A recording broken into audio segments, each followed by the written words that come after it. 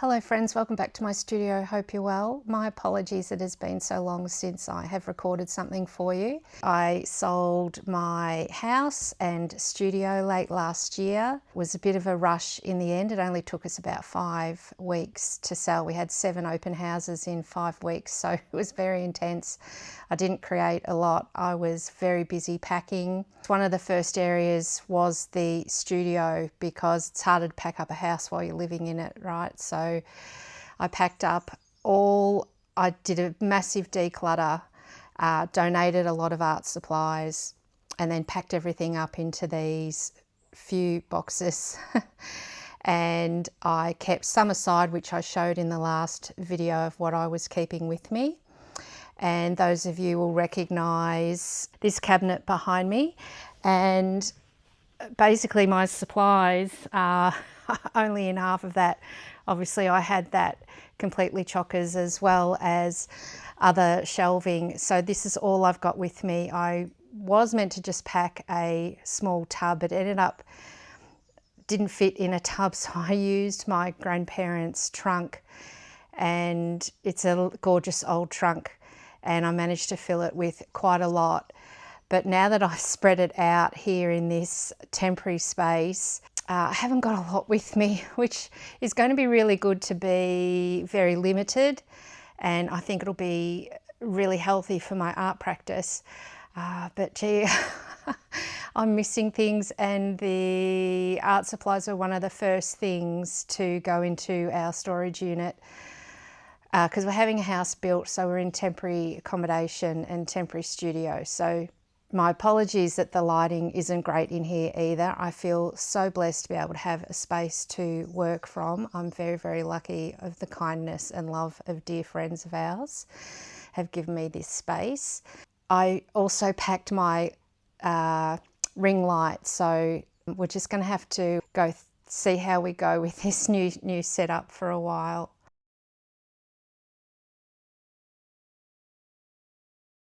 Having been without a dedicated space for some months now, it reminded me of how hard it is to create when you haven't got a dedicated space, when you need to always be getting your art supplies out, and often you're clearing a space first to then allow the art supplies to come out, and you just kind of go, I can't be bothered.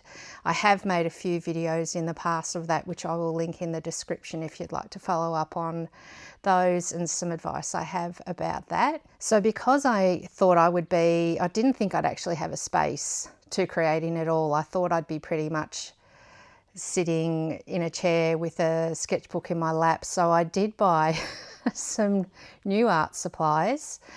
And the first is this watercolor kit. It's a Chinese kit of opaque muted colors.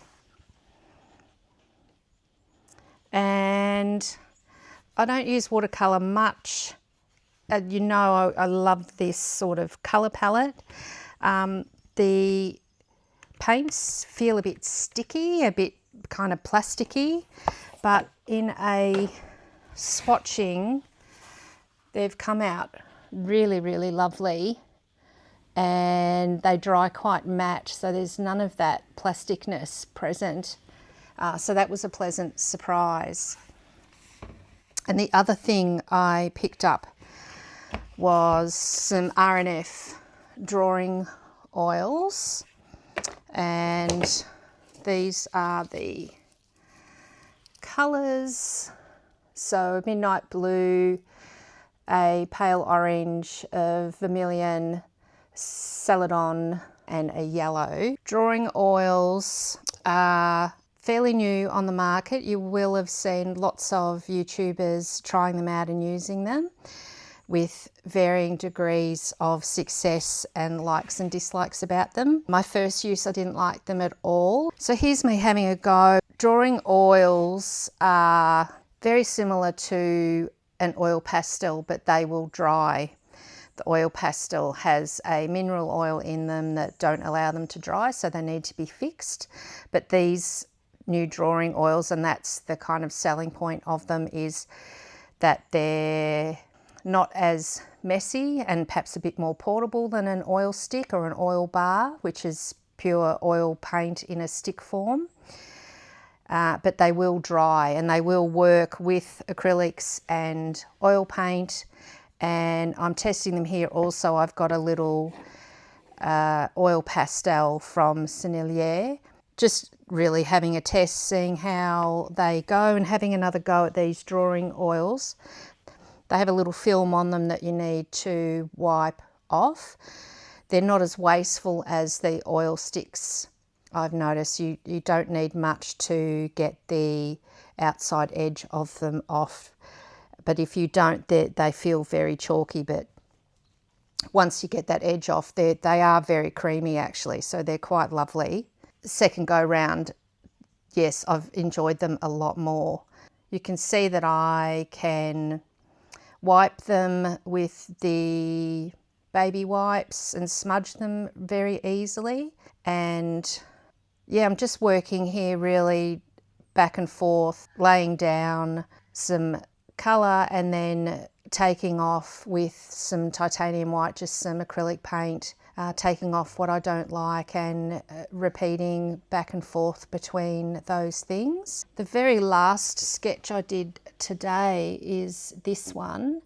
So very much, I've talked before about mimicking or copying other artists and doing so just to get the hand moving, get the mind moving, and eventually you will find your own way. Eventually it will become your own work, particularly areas where you're not strong enough to create like the original artist. And obviously this is with Cy Twombly in mind. And also I've been looking a lot at de Kooning recently and just noticing the layers of what's left. What's the word? Not correcting, but adjusting, taking out what you don't, it's the way I'm working is taking out what I don't like and adding more. And what I did notice was where the compressed charcoal wouldn't go over the wet acrylic paint, the drawing oil actually did. This is his first one, which I absolutely hated, and because it's a new book and I hated that I had something awful on the first page of my new book, I went over it. And so this black is this compressed charcoal, and then this blue here where I tried to create this oval shape in the charcoal, it was just dragging the paint away and wasn't leaving a line.